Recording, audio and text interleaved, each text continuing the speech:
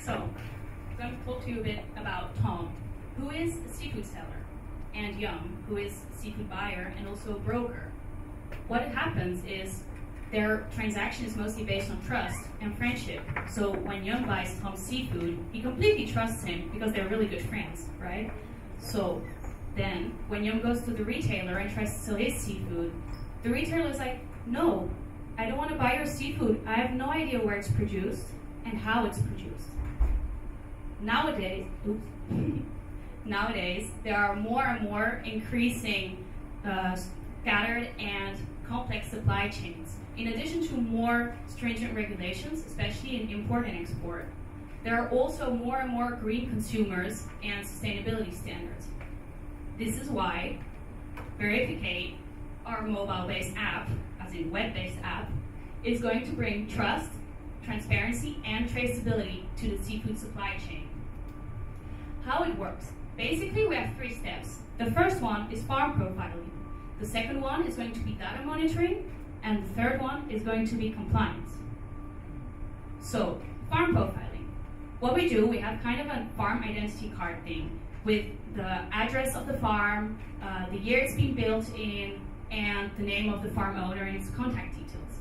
But we also ask a couple of environmental data, such as the habitat the farm is situated in, the amount of chemicals and the type of chemicals used in water, the water parameters measured, etc. We also ask social things, such as the amount of workers, or the wages, the amount of the working hours, or even the amount of children and if they go to school. To make sure that the farmer is not lying, we have a very interesting process called data cross-check and triangulation using external data streams. For example, if we take child labor, we're going to ask the farmer, do you have any child labor on your farm? How many children do you have? Do they go to school? What type of work do they do? What's their age? And the farmer is going to answer something. So, to make sure that he's not lying, I'm also going to ask social workers database, and they're going to provide me with the amount of children that are going to school in specific areas. In addition to that, we're also going to ask Ulula, which is a worker voice tool. Every quarter of the year, they send a text or call workers and ask them 20 questions about social issues. By doing this, we're able to verify the data that we get in the app, leading to our third point, standard data monitoring and compliance. So, we are able to benchmark the data that we get into our app with different sustainability standards, such as the Global Reporting Index, or best aquaculture practices, or even Fair Trade or Montreal-based Seafood Watch.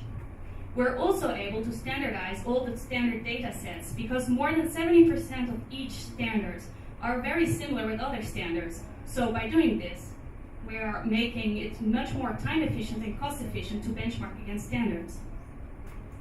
We provide environmental performance monitoring in addition to better market access and potential compliance to Sustainable Development Goals and to the GRI.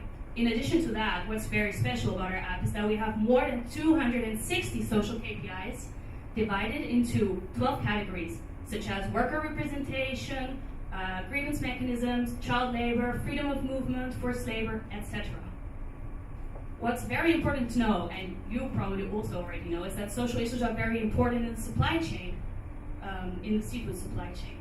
So if we take the case of Thailand, for example, it's very known everywhere in the media that Thailand has had social issues. For example, the ILO stated in 2015 that 1 out of the 10 children under the age of 18 are involved in child labor.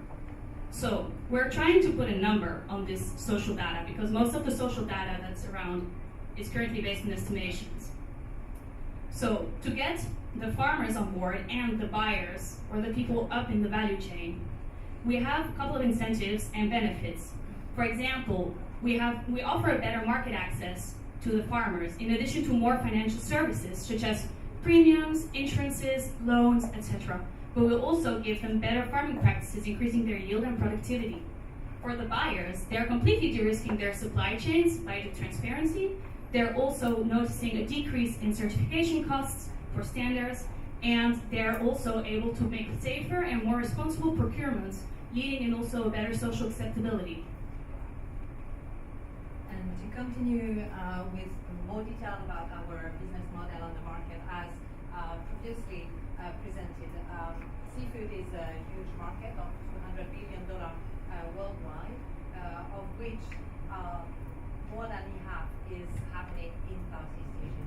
So we do target this global market for 3 key countries where there is a lot of seafood production in Thailand, Vietnam, and Indonesia mostly, on which we apply a cap of 20% of sustainable standards. Not every producer wants to produce sustainably, but the sustainable market is happening and offering often a premium. So that's a driver for farmers to apply, on which we also apply an innovation curve from 2.5% to 5% in the first years. So as you can see here with the financial projection, we are not only offering a steady growth, but also economy of scale for our model with a return on a break-even after 2 years of operation. Currently, certification is the cost of certification are borne by the farmer.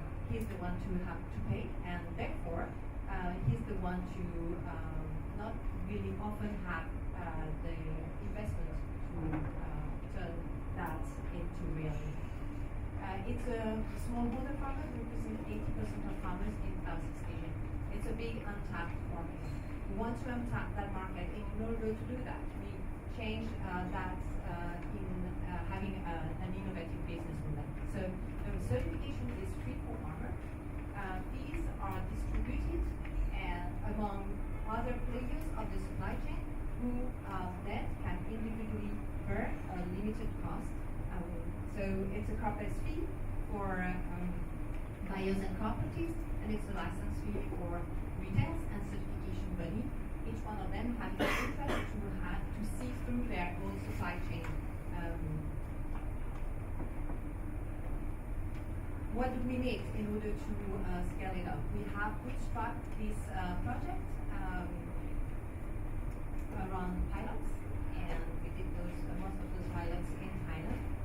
We want to continue those pilots and go into more key partnerships on the short term. However, on the longer term basis, what we're after is having an impact investment of $500,000 in both debt and equity in order to do 2 things: to consolidate the business development in Vietnam and Indonesia, as well as in integrating more data and other technology of blockchain, but also important traceability systems, satellite imagery, and other things that will help us have more credible data and more automated data as expressions. So as I mentioned, I did start that together with Jan. Together we have 30 years of working in international trade, facilitation, and agriculture and fishery data information system. Together with us, we have an enthusiastic team that wants also to make an impact and believe in sustainability. So as you can see here, Tom and Jan, thanks to Verifik8, can close the deal on a daily basis with accurate and grounded data. With your support and your help, we can consolidate and scale Verifik8 to disrupt the value chain with a trusted and affordable solution.